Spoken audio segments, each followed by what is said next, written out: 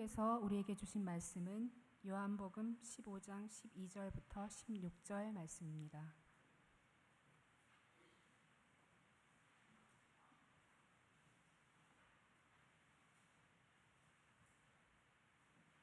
이제 봉독합니다. 내 계명은 곧 내가 너희를 사랑한 것 같이 너희도 서로 사랑하라 하는 이것이니라. 사람이 친구를 위하여 자기 목숨을 버리면 이보다 더 큰 사랑이 없나니 너희는 내가 명하는 대로 행하면 곧 나의 친구라. 이제부터는 너희를 종이라 하지 아니하리니 종은 주인이 하는 것을 알지 못함이라. 너희를 친구라 하였노니 내가 내 아버지께 들은 것을 다 너희에게 알게 하였음이라. 너희가 나를 택한 것이 아니요 내가 너희를 택하여 세웠나니 이는 너희로 가서 열매를 맺게 하고 또 너희 열매가 항상 있게 하여 내 이름으로 아버지께 무엇을 구하든지 다 받게 하려 함이라. 아멘. 하나님께서 이 말씀을 통해 우리에게 은혜 주시길 원합니다.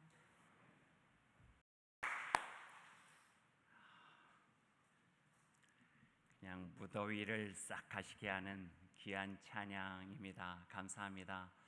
한 주간 동안 잘 지내셨는지요? 우리 함께 인사하십시다. 샬롬. 예. 오늘도 하나님께서 우리에게 또 귀한 은혜 주시고 또 건강 주셔서 주님의 전에 참여하고 하나님께 예배드리게 하셨습니다. 이 예배를 통해서 주님께서 생명의 말씀 주시고 그 말씀으로 또 한 주간을 시작하고 살아갈 수 있도록 하나님께서 힘이 되어 주시기를 간절히 소망합니다. 우리 함께 기도하겠습니다. 주님 감사합니다. 주님께서 허락해 주신 이 시간에 저희들의 마음을 열고 저희들의 생각을 열고 주님의 말씀을 듣겠습니다. 주님의 말씀은 늘 우리들의 삶의 길잡이가 되어지고 우리의 발길의 등불이 되어집니다. 빛과 같은 주님의 말씀 따라 살아가며 우리의 일회적인 삶에 참된 의미를 가지고 기쁨과 보람과 감사가 넘치는 귀한 삶 살아갈 수 있도록 인도하여 주옵소서. 예수님의 이름으로 기도하옵나이다. 아멘. 지난 주일 저희들이 함께 나눴던 말씀을 기억하시는지 모르겠어요. 다니엘의 세 친구 사드락과 메삭과 아벳느고 그 세 사람은 무쇠도 녹여낼 수 있는 풀무불도 녹여낼 수 없는 믿음과 순결한 신앙 고백을 통해서 바벨론 제국의 그 권위와 느부갓네살 왕의 그 권력에 항거하였고 여호와 하나님의 그 영원한 나라, 하나님의 나라에 대해서 증거하는 귀한 승리를 거두게 되었죠. 말씀이 참 좋았어요. 한 주간 동안 마음에 새기고 살아갈 수 있을 만한 귀한 말씀이었습니다. 지난주에 말씀을 마치고 난 다음에 한 주간 동안에 제 마음에서 떠나지 않는 한 단어가 계속 있었어요. 그 단어가 제 마음에 계속적으로 어떤 울림이 되어졌어요. 그 울림이 되어진 단어가 다름 아닌 오늘의 설교의 제목인 거룩한 우정이에요. 거룩한 우정. 그 세 친구가 가졌던 그 거룩한 순교적인 우정, 그 우정이 시간은 많이 지났지만 우리에게도 있나 하는 생각을 해보게 되었죠. 그 거룩한 우정은 예수 그리스도와 제자 공동체, 그와 함께 했던 믿음의 공동체 속에서 그대로 남아 있었고 예수 그리스도께서 부활하시고 승천하신 다음에 마가의 다락방에서 함께 모였던 성령 공동체였던 교회 안에도 그대로 있어서 그 초기 초대교회의 험난한 시대를 그 믿음과 순수한 신앙의 전통을 가지고 폭악과 박해와 그 어려운 일들을 잘 이겨냈고 그리고 그 신앙의 정신은 종교개혁 그 시대를 통해서 우리에게 전해져 오고 우리도 또한 교회를 이루고 있다면 사드락 메삭 아벳느고와 다니엘이 보여줬던 거룩한 우정, 예수님과 그 제자들이 보여줬던 거룩한 우정, 종교 개혁자들이 그 험난한 사회 속에서 오직 성서와 믿음을 바탕으로 해서 교회를 개혁해 갔던 그 거룩한 우정이 우리 속에도 남아 있나, 교회를 섬기는 우리 마음 속에 있나 하는 생각을 해보게 되었습니다. 그게 울림이 되니까 부끄럽기도 하고요. 또 느슨해졌던 우리 마음을 다시 한번 새롭게 잡아야 되겠다고 하는 그런 생각도 갖게 만든 귀한 한 주간이었습니다. 대천덕 신부님을 아시는지요? 태백에 있는 예수원이라고 하는 공동체를 설립하고 지금은 돌아가셨지만 지금까지도 그 정신과 신앙의 전통을 이어오고 있는 분이에요. 토레 신부라고도 하고 대천덕이라고 하는 이름을 갖고 있기도 하지만 엄밀히 따지면 성공의 신부이기 때문에 목사로 불러도 괜찮을 것 같아요. 그분의 참 우리가 귀담아 들어야 될 많은 이야기들이 있는데 오늘 말씀과 함께 연관시켜서 이 이야기가 있어요. 에클레시아가 교회예요. 헬라어적 원어로 교회를 뜻하는 단어가 에클레시아인데 에클레시아를 한자 문화권인 중국에서 교회를 받아들이면서 제일 처음에 번역할 때에 거기는 유교권이잖아요. 그러다 보니까 가르침과 배움이 중요하거든요. 그래서 에클레시아를 번역하면서 가르칠 교자를 썼어요. 그러니까 교회의 교자가 가르칠 교자예요. 근데 그 대천덕 신부님 이야기로는 에클레시아라고 하는 원어적인 것에 더 깊이 우리들이 알아보면은 가르칠 교자보다는 사귈 교자가 더 어울린다는 말씀이에요. 그러니까 교회는 가르치고 배우는 곳임은 분명하지만 그거보다 더 중요한 것은 사귐이라는 거예요. 사귈 교자, 교회, 에클레시아, 그리스도를 믿는 사람들의 사귐, 뜻을 하나님 안에서 찾은 이들의 사귐, 세상 속에서 예수님께서 가르쳐 주신 그 말씀에서 삶의 길을 찾고 진리를 찾은 이들의 사귐, 이 사귐이 바탕으로 된 공동체가 바로 교회라고 하는 말씀이죠. 여기에서 연관해서 생각해 보면은 거룩한 우정이라고 할 때 일반적 우정과 거룩한 우정의 어떤 차별성을 우리들이 생각해 보면은 바로 이 거룩함 속에서 에클레시아, 교회적 사귐, 예수 그리스도의 말씀에 기초하고 그리스도께서 보여주신 그 십자가 사랑에 기초하고 제자 공동체와 초대교회 공동체에서 보여줬던 경관 믿음을 가지고 세상의 모든 거친 바다를 굳건한 믿음과 여호와 하나님께서 함께해 주신다고 하는 그 믿음을 가지고 극복할 수 있었던 그 사귐, 그 사귐이 기초되어진 우정이 바로 오늘 거룩한 우정이라고 말할 수 있을 것 같아요. 그러게 그 우정이 강력하고 힘이 있어서 무쇠까지도 녹일 수 있었던 풀무불, 7배나 더 뜨거운 풀무불도 그 세 사람 친밀함이 아니라 거룩한 우정과 거룩하고 순교적 우정의 바탕으로 한 그 믿음의 고귀함을 녹여내지 못하고 여호와 하나님의 영원한 나라가 그 자리에서 선포되어지는 놀라운 역사가 이루어지기도 하였죠. 오늘 이 거룩한 우정과 에클레시아 교회됨을 생각할 때 우리가 성서에서 결코 빼놓을 수 없는 한 단어를 우리들이 같이 나눠야 돼요. 그 단어는 바로 다름 아닌 코이노니아예요. 코이노니아. 한번 우리가 자주 쓰는 단어지만 중요하니까요. 같이 한번 해보시면 어떨까요? 코이노니아. 코이노니아. 성경 안에 보면은 이걸 우리는 사귐이라고도 하고 또는 교제라고도 하는데요. 조금 더 깊은 이야기를 나누면은 한 17개의 영어 성경과 한국어 성경에서 번역이 되어져 있어요. 코이노니아라고 하는 원어는 똑같지만 그게 한국말이나 영어로 번역되어진 것은 한 17가지 정도나 된다 하는 말씀이에요. 예를 들어보죠. 서로를 섬긴다. 코이노니아예요. 서로를 사랑한다. 코이노니아예요. 서로에 대한 책임을 받아들인다. 이것도 코이노니아예요. 서로의 어려움을 돌봐준다. 이것도 코이노니아예요. 똑같은 단어들이 계속 사용됐어요. 한국말로 또는 영어 성경에서 이게 다양하게 번역이 되어질 뿐이에요. 길을 잃고 방황하는 이들을 말씀으로 격려해서 바르게 갈 수 있도록 도와준다. 코이노니아. 참회하는 이들의 마음을 위로하고 하나님의 은총으로 회복시켜준다. 코이노니아예요.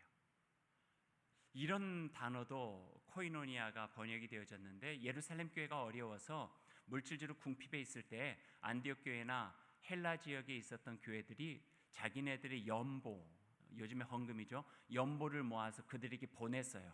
그것을 코이노니아예요.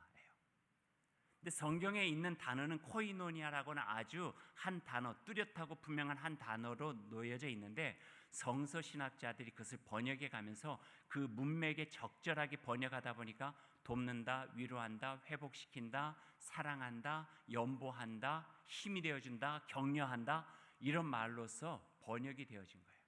그럴 수밖에 없는 것은 특별히 코이노니아라고 하는 단어가 가지고 있는 가장 중요한 특징 중에 하나는 이것은 관계적 단어라는 거예요. 관계적 단어. 결코 혼자서는 사용될 수 없는 단어. 함께 함께 사용될 수 있는 관계적 단어라는 거죠. 한쪽이 강할 수도 있고요. 한쪽이 약할 수도 있잖아요. 그때 코이노니아가 이루어져요. 한쪽이 건강할 수도 있고 한쪽이 아플 수도 있잖아요. 한쪽이 부유할 수도 있고 한쪽이 가난할 수도 있잖아요.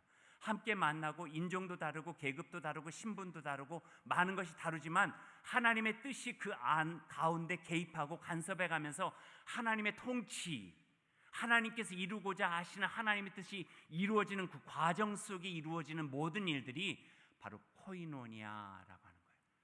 그러니까 코이노니아의 목적은 딱 한 가지예요. 온전하게 하는 것. 관계를 통하여서 만들어가는, 합당하게 만들어가고 적절하게 만들어가고 하나님의 뜻 안에서 온전하게 만들어가는 것, 코이노니아예요.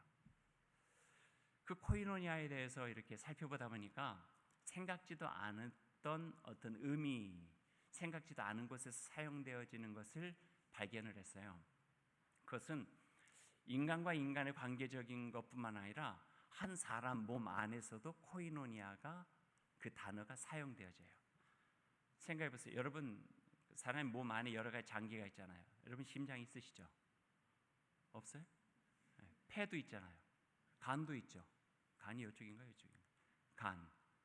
그 다음에 신장도 양쪽에 있고, 그 신장과 간과 폐와 심장이 서로의 적절한 역할을 가지고 돕고 보완하면서 그 한 사람의 건강함을 이룰 때 사용되어진 단어가 코이노니아예요.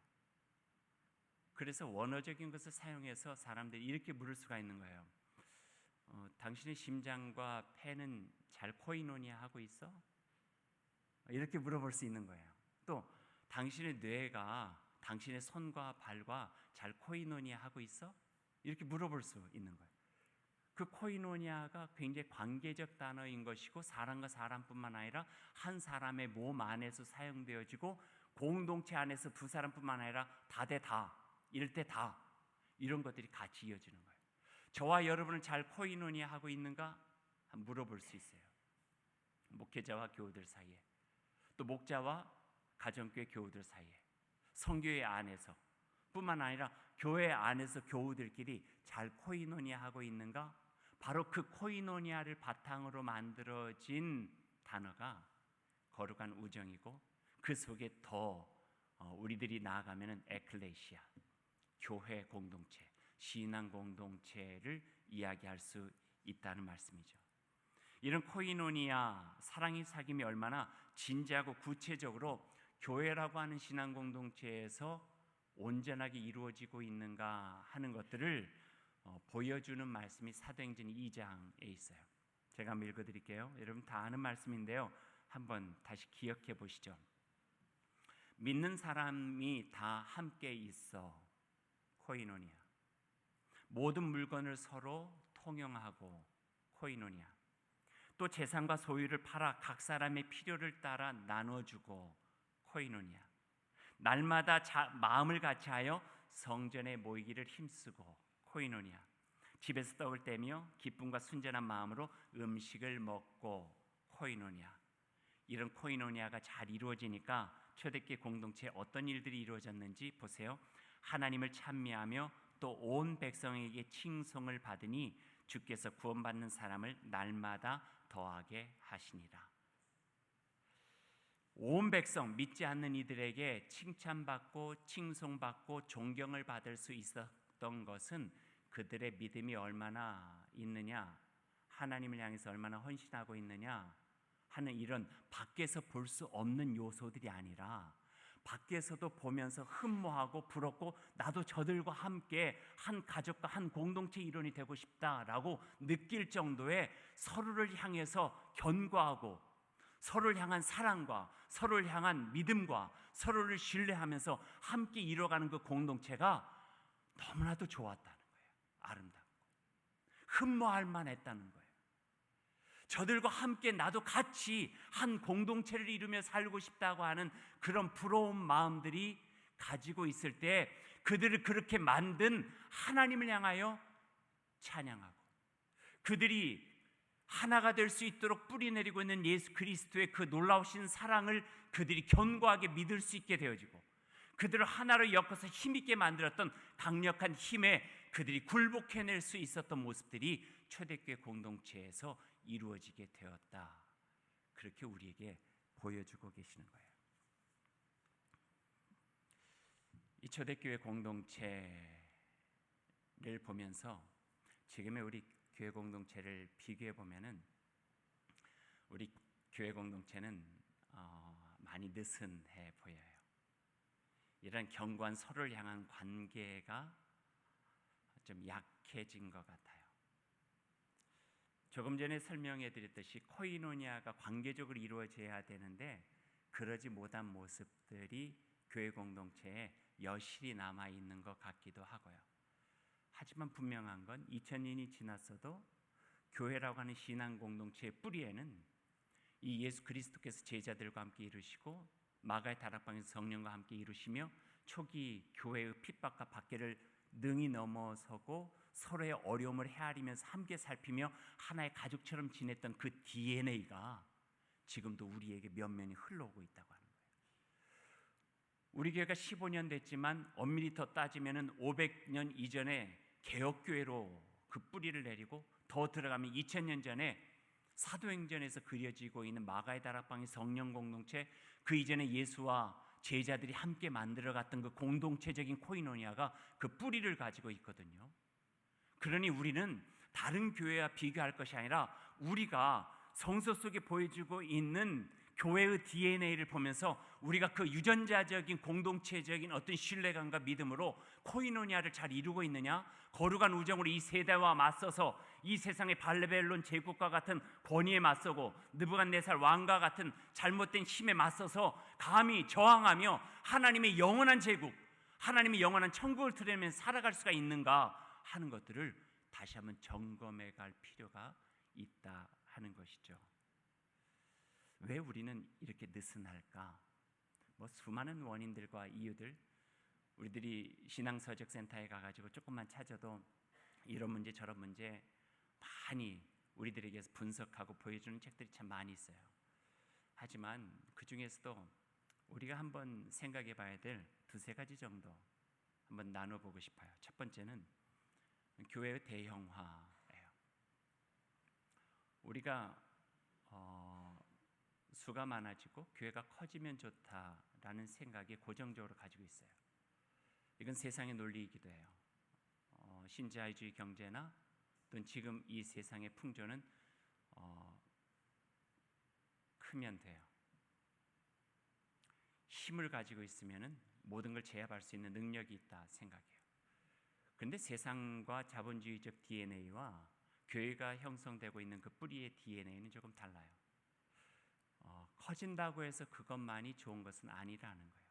그걸 통해서 자칫 잘못하다 보면은 교회라고 하는 신앙 공동체, 거룩한 우정이 바탕이 되어져 있는 코이노니아적 그 지켜야 되는 분명한 것들을 우리가 상실해 버릴 수 있는 가능성이 여실히 있다는 거예요. 그래서 거기에서 더 경계하고 생각하고 우리가 잃어버리지 말아야 될 것을 잃어버리지 않도록 최선을 다해 나가는 믿음의 견고함과 서로의 관계성을 온전하게 만들어 나가는 그 거룩한 우정이 더 필요하게 되어진다 하는 말씀이죠. 교인 수가 많아지게 되고 많고 적고의 차이가 아닐 수도 있겠지만 개인적인 차이일 수도 있겠지만 교회에 대한 또 신앙 공동체에 대한 아주 낮은 소속감들을 갖게 된다는 거예요. 그냥 나도 교회 일원이다, 다일교회 회원이다, 내가 기독교인이다, 종교라는데 쓸 수 있을 정도로 만족하면서 살아갈 수 있는 경우들도 있다는 거예요. 힘들고 어려우면은 이해될 수도 있고 납득될 수도 있겠지만, 그러나 우리의 뿌리인 교회 공동체, 초대교회 공동체를 보면은 그 숱한 거친 바람과 같은 어려움 속에서도, 모래바람 날리는 광야와 같은 척박함 속에서도 교회 공동체는 그 어려움을 같이 극복할 수 있는 관계적 코이노니아가 분명했다 는 말씀이에요. 7배나 뜨거운 풀무불 앞에서도 사드락, 메삭, 아벳노고는 다니엘과 같이 함께 거룩한 우정을 가지고 순교적 공동체로 들어갈 수 있었고, 그 믿음의 바탕이 된 순결한 고백은 하나님의 놀라우신 기적과 같이 그들로 하여금 이 세상을 이겨내고 하나님의 영원한 나라에 대해서 모든 사람들에게 드러낼 수 있는 놀라운 역사와 하나님의 증언자로서의 삶을 허락해 주셨다고 하는 것이죠. 다른 말로 하면은요, 하나님께서 이루어 가시는 기적은 그냥 이루어지는 것이 아니다는 것이에요. 느슨함과 안일함 속에서 이루어지는 것이 아니라, 힘들지만 어렵지만 나의 생각과 나의 삶의 정황들이 다르지만 예수 그리스도께서 교회를 통해서, 신앙 공동체를 통해서 우리에게 보여주시고 우리에게 명령해 주신 견고한 코이노니아와 함께 관계적 공동체를 이루어가면서 세상에 우리를 향하여서 쏟아지고 있는 모든 일들을 향하여서 함께 극복해 나아갈 수 있는 용기와 신뢰, 하나님께서 우리와 함께 하신다고 하는 굳건한 마음, 그 믿음으로 우리가 나아갈 때에 거룩한 공동체인 코이노니아적 교회, 신앙 공동체는 이 세상에 존재하고 있는 의미도 있고, 이 세상에서 존재하면서 세상을 이겨나갈 수 있는 강력한 힘도 보여주고 계신다 하는 말씀이에요. 요즘엔 가나안 성도 그렇게도 이야기하지만, 도시 문화가 되어지면서, 옛날엔 농경 문화 또 어촌 문화에서는요, 옆에 사람하고 친하지 않아서는 농사를 못 져요. 그러니까 공동체 문화가 형성이 그냥 됐었죠. 근데 점점점 현대 사회가 도시 문화로 만들어가면서 이익을 위해서 만나는 게 됐어요. 저 사람하고 만나는 게 이익이 된다면은 만나기 싫어도 만나요. 갔다 온 다음에 속은 쓰라릴지 모르지만, 이런 어떤 그 관계가 점점점 이렇게 약화돼 버리고 만 거예요.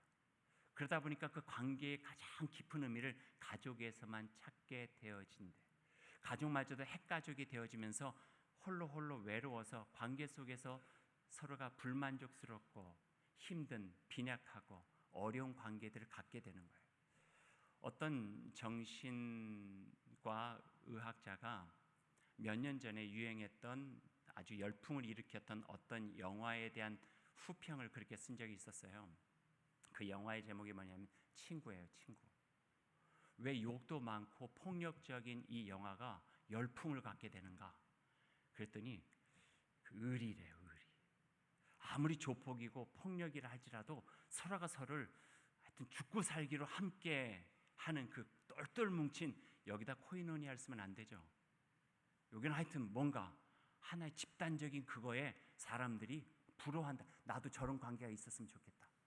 거기서 잘 나온 말이 뭐예요? 제가 오늘 설교 제목을 그걸로 쓰려다가 제가 안 썼는데, 우리 친구 아이가 이런 거 있잖아요. 우리 친구 아이가, 우리가 남이가 이런. 근데 그 관계도요, 한계가 있더라고요. 조금 가서 자기 집단이 달라지게 되고 그 패벌 싸움이 되어지니까, 우리가 친구 아이가 했던 말이 너 나가라 하와이 이런 식으로 막 바뀌어지더라고요. 이게 네 나발이가 이러면서. 제가 한번 봤어요. 이거 준비하면서 쓱 봤더니 견고한 믿음의 공동체가 아니더라고요. 서로 이익을 위해서 만나지게 된 거죠. 사드락, 메삭, 아벳노고가 함께 포로를 끌려가지고 가졌던 그 우정 때문에 풀무불에 함께 들어갈 수 있었을까요? 아니에요. 그 기초에는요, 세 사람의 우정을 끈끈하게 붙잡아 줄 수 있었던 하나님에 대한 견고한 신앙이 있었어요. 예수 그리스도에 대한 견고한 신앙이 그 셋을 붙잡아서 불속 앞에서 두려워하지 않고, 두려움에도 불구하고 하나님에 대한 믿음을 가지고 들어갈 수 있는 그 마음을 허락해 주신 거예요. 이게 참 소중해요. 그런 의미에서 오늘 성경 말씀을 다시 한번 읽어봐요. 오늘 성경 말씀 12절 한번 보세요. 12절 말씀과 13절을 제가 한번 읽어드릴게요. 여러분 눈으로 한번 읽어보세요. 내 계명은 곧 내가 너희를 사랑한 것 같이 너희도 서로 사랑하라. 내가 너희를 사랑한 것 같이 너희도 서로 사랑하라. 예수님께서 말씀하셨어요. 근데 연이어서 그 말씀을 보완하는 굉장히 중요한 말씀을 하세요. 13절 사람이 친구를 위하여 자기 목숨을 버리면 이보다 더 큰 사랑이 없나니. 자 보세요. 서로 사랑하라 그랬어요. 서로 사랑하라. 근데 그 사랑이 뭐냐면은 그 사랑 중에 가장 큰 사랑은 친구를 위해서 목숨을 버리는 사랑인데 너희들이 친구가 되라는 거예요. 너희들이 우정을 가지라는 거예요. 그 거룩한 우정을 가지고 서로 사랑하라는 거예요. 그건 다른 말로 뭐예요? 서로를 위해서 죽으라는 이야기예요. 이 말씀이에요 지금. 그리고 14절로 넘어가고 예수님께서 하신 말씀 뭐예요? 내가 너희를 더 이상 종으로 부르지 않겠다. 너희는 나의 친구다. 벗이다. 자, 이 말씀을 세 단계로 나눠보면요, 제자들 향해서 서로 사랑하면 살아라. 그 사랑은 서로가 목숨을 내어주면서까지도 이루어야 되는 친구의 사랑인데 내가 먼저 너희를 친구로 맞아들이겠다. 그리고 예수님 어디 가세요?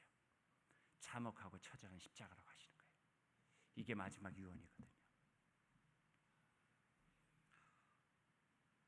내가 너희를 종이라 부르지 아니하고 벗이라 부르겠다고 하는 것은 3년 동안 우리가 함께 살아와서 이제 알 만큼 아니까 말 터도 돼, 친구라고 불러도 돼, 이 정도가 아니에요.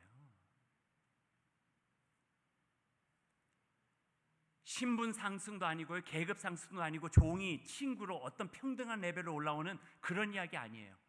여기에 완전한 사랑에 대한 것이 있어요. 이현주 목사님의 표현을 빌자면요, 사람에게 있어서 가장 마지막에 마지막까지 지닐 수 있는 최후의 것이 목숨이래요. 그 말은 사랑하는 사람에게 이것도 주고 이것도 주고 이것저것 주고 또 주고 계속 줬어요. 주다 보니까 줄 게 아무것도 없는 거예요. 그리고 남은 것이 목숨이래요. 그래서 목숨을 준다고 하는 것은 완전한 사랑이라는 거예요. 완전한 사랑. 너희들이 친구가 돼서 서로 사랑해라. 그리고 내가 너희를 이제는 종이라 부르지 않고 친구라 부르겠다. 그리고 예수님은 그 자리에서 일어나셔서 십자가로 올라가세요. 그리고 그 친구들을 위해서 죽은 거예요. 친구가 된다고 하는 것이 무엇인가, 거룩한 우정을 갖고 있다고 하는 것이 무엇인가를 보여주신 거죠. 그 십자가 사건 이후에 가룟 유다를 제외한 11명의 제자 또한 자기들을 위해서 십자가에 목숨을 내어준 그 친구 예수를 위해서 다 흩어져서 자기에게 주어진 자리에서 다들 목숨을 내어 주었어요. 이게 우리 교회의 뿌리에 있는 DNA예요. 자신 없어요. 여러분을 위해서 목숨을 버리라. 여러분이 저를 위해서 목숨을 버리라. 하지만 이 DNA가 우리 교회 안에 있다는 것만은 우리가 잊지 말아야 되겠다는 거예요. 우리가 몸담고 있는 교회가 어떤 공동체인가 하는 것만은 우리의 마음에 생각해야 되겠다는 거예요. 나는 그렇게 못하지만, 나는 아직도 본능적으로 이기적이고, 아직 나는 내 안에 준비가 되어져 있지 않고, 나는 내가 할 일도 많고 내가 가질 것도 많고 아직도 내가 돌봐야 되는 것이 여기에 있지만, 그럼에도 불구하고 내가 그리스도인이고 내가 교회의 일원이 되어지고 내가 하나님의 백성이고 그에 속한 사람이라면은 적어도 내가 뿌리 내리고 있는 그 교회 공동체, 코이나저 공동체의 뿌리에는 예수 그리스도와 그 친구들이 함께 나누어졌던 거룩한 우정의 DNA가 살아있다고 하는 것만큼은 잊지 말고,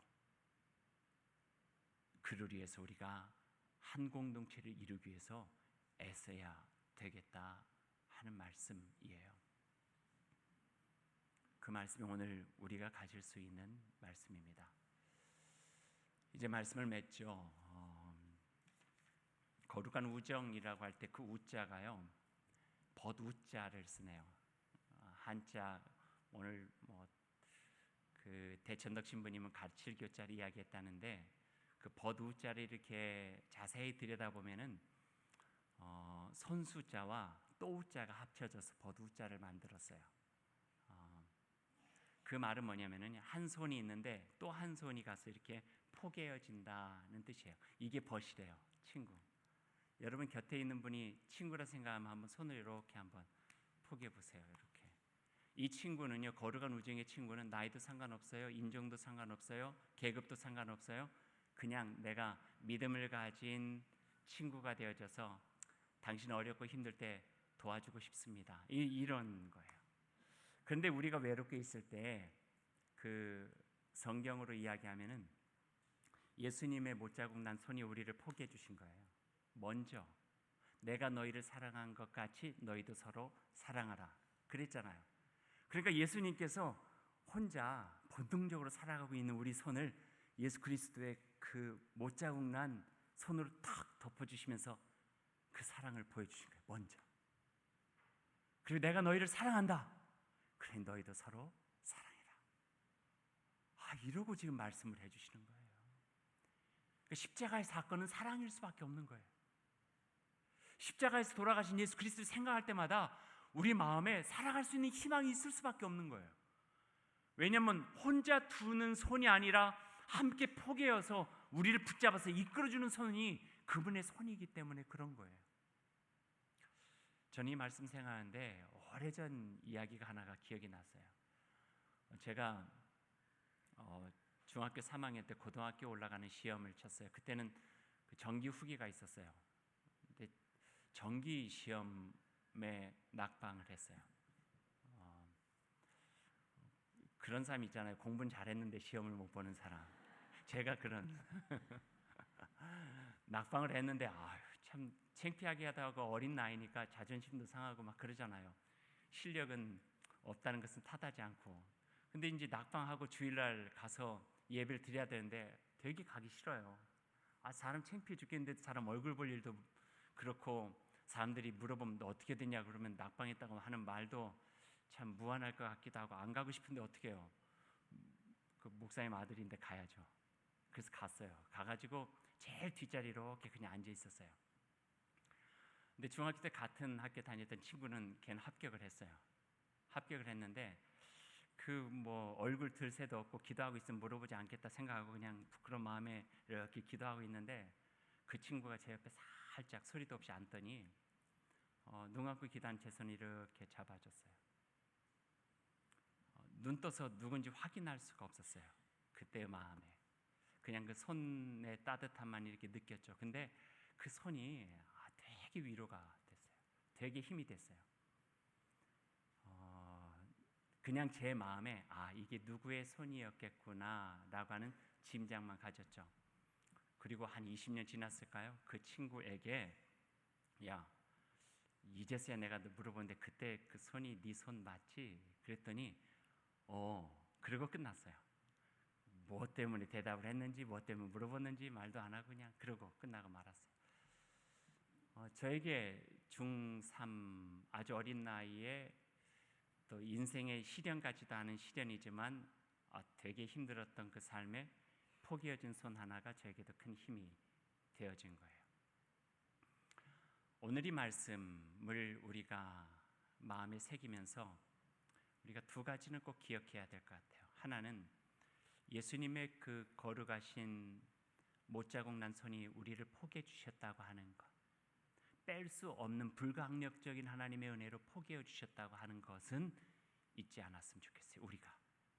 그리고 또 하나, 내가 너희를 먼저 사랑하니 너희도 서로 사랑해라 했던 예수님의 그 권명과 명령 우리의 생각하고 주변을 돌아보며 경쟁에 지쳐있는 우리 자녀들의 손을 포기해주고 광야 같은 세상에서 힘들어하는 동료들의 손도 포기해주고 열심히 애썼는데 제대로 된 결과가 나오지 않아서 그 마음 낙심하고 있는 사람의 손도 포기해주고 손이 잘 포기 힘들면 어깨를 두드려준다든지 그것이 바로 코이노니아적 거룩한 우정을 경험한 사람들이 이 세상에서 가정과 삶의 터전에서 해야 될 일이다 하는 생각을 마음에 새겨 봅니다. 이러한 거룩한 우정이 근거가 되어져 있는 아름다운 관계적 코이노니아가 저와 여러분들 통해서 세상의 곳곳에서 나누어지고 그걸 통하여서 하나님의 나라의 아름다운 모습들은 새롭게 이루어질 수 있기를 간절히 소망합니다. 기도하겠습니다. 사랑의 주 여호와 하나님, 들려주시는 그 귀한 말씀 마음에 새기겠습니다. 우리가 외로울 때는 우리와 함께 하시는 예수 그리스도의 그 못자국 난 손을 기억하게 하여 주옵소서. 우리에게 너희는 종이 아니라 친구다 하고 말씀해 주시고 십자가의 사랑을 보여주셨습니다.